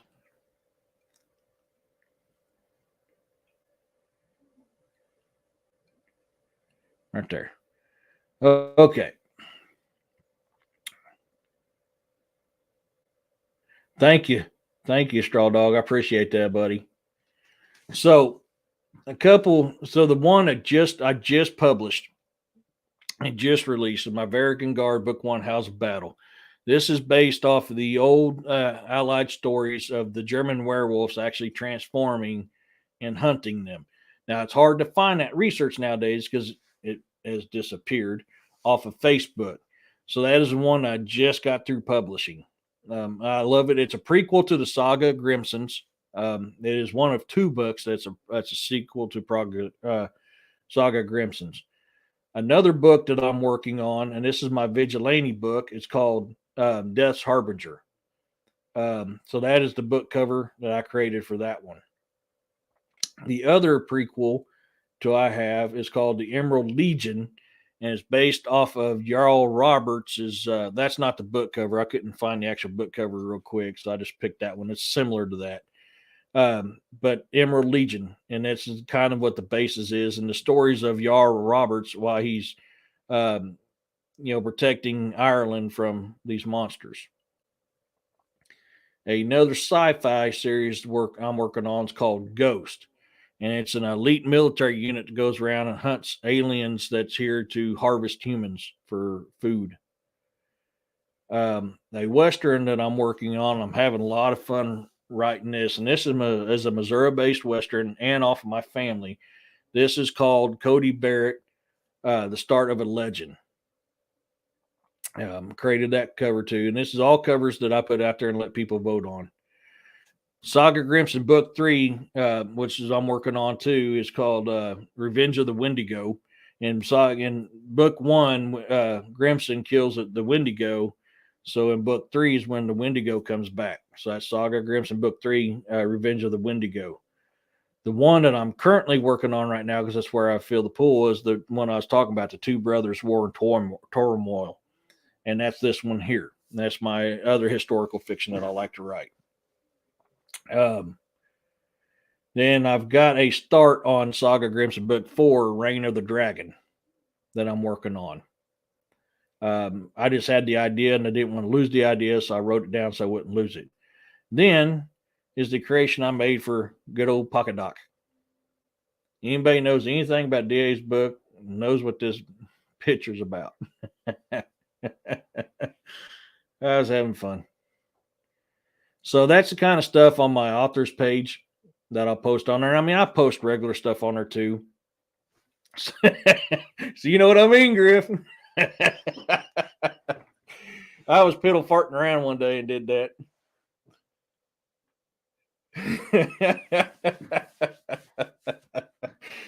Oh, sounds like it's having sex with my snow machine. Or angry sex with my snow machine.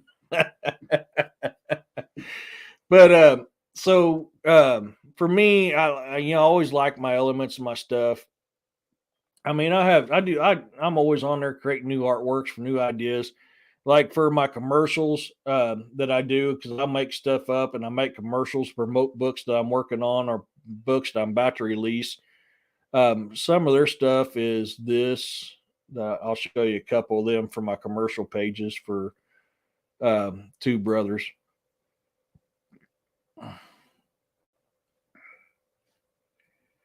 I've got a lot of them, but I'll just show a couple of them. And it's just stuff that it's like, hey, this looks good. So in my commercials, you ever watch the commercials for it, you'll see that picture right there. That's one of my favorite ones right there.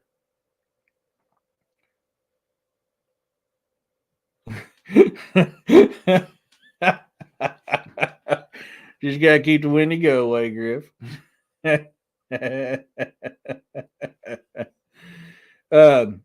Here's another one from the commercial that I created. And then, this is another one of my favorite ones here that I really like. The Raven Feeders. Anybody knows anything about Vikings? They were known as a Raven Feeder. If you called them a Raven Starver, it pissed them off. That was an insult to them. The Raven is, close to Odin. You got Hugin and Munin, thought and memory. So, feeding the ravens is something that plays a big part of their life. I jacked my microphone set up all up. Oh my God, I just pulled that out of the deal. Oh crap. Technical difficulty. Beep, beep, beep, beep. Oh, that's why I fixed this technical difficulty. Oh, I can't believe I did that. There we go.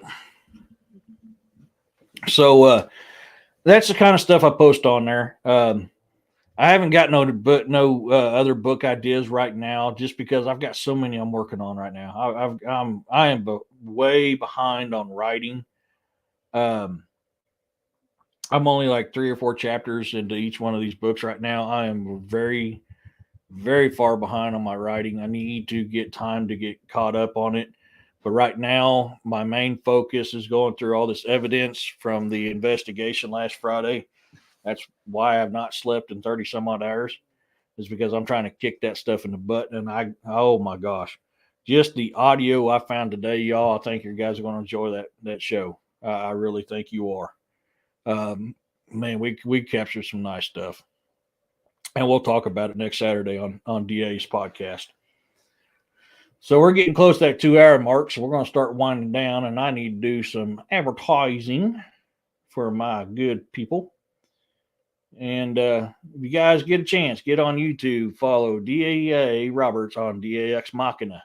The man is a fountain of information. He is a damn good writer. You get a chance, go on Amazon, look up DA Roberts, buy his book. The man is a phenomenal writer. He is very good, and you'll enjoy his show. You can't forget my good brother, William Nighthawk. I'm usually on with him Saturday mornings and Sunday mornings on our paranormal shows. Follow him on YouTube. The man has got a lot of information that is just a blessing. He is definitely a blessing to everybody. And my friend Jesus Payon Jr., if anybody knows the show Breaking Bad, Better Call Saul, he was Gonzo in them shows. He's been in 50 movies. I mean, the man has got knowledge when it comes to cryptids and giants. You get a chance, go to YouTube, look up Breaking Documentaries or Breaking Bigfoot, and give him a follow. Just see the documentary that I'm in. Go to Linda Eastburn on her YouTube channel down here at the bottom. And look up Byways of Bigfoot. You'll see my fluffy butt tramping through the woods, pretending like I know what I'm doing.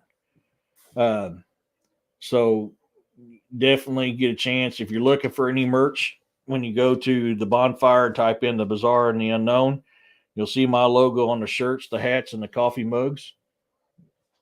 And yeah, Corey, I mean, the man has got such a talent for storytelling.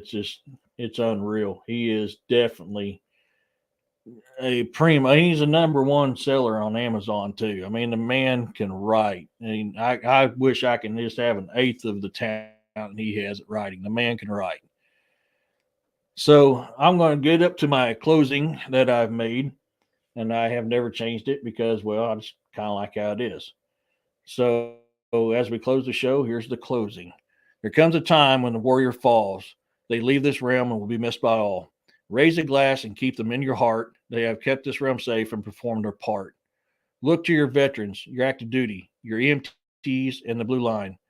What they have done is walk that fine line. When a demon comes calling on your soul, they will be there to save us all. Hold them in your prayers, for they are deserving. They have served, and they are serving. Y'all, thank you so much for coming on here. My new followers, thank you much. Straw Dog, I'm glad you got to come in today. Thank you for coming to see my show. And I wish nothing but, peace, love, and blessings to every one of you guys. And until the next time, you guys, stay frosty and, keep questioning everything like William says. And much love to you guys. And I'll see you again.